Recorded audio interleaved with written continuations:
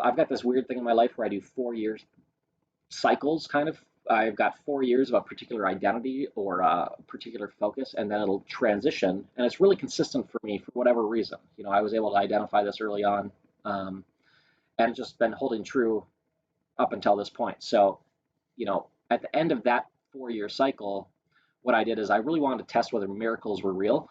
Because I've been reading, yeah, I've been listening to the Book of Mark like I don't know, 100 times, 1,000 times. I don't know how many times. Every time I would drive, it was always on, and I was listening to Jesus doing all these miracles, and I started thinking, well, maybe it's the placebo principle, or maybe it's I had all these theories about how it would work, and so I bought a bicycle and I started bicycling into town every day, in and out of town.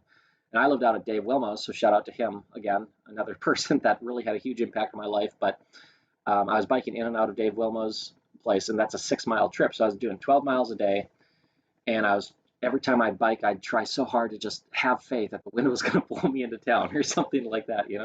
I could never do it. And then I was training also to go on this long walkabout. So at one point we had driven down to the cities, and from there I walked. I was going to walk up back home to Minnesota, but then a friend called and said, "Hey, I've got tickets to Hawaii, so you should get to an airport." So I turned around.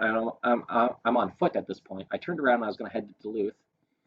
By the time I got to the next, because I didn't have a cell phone or computer or anything, so by the time I got to the next library, he had said, "Nah, I took a girl instead." So then I was like, "Well, shoot, what do I do now?"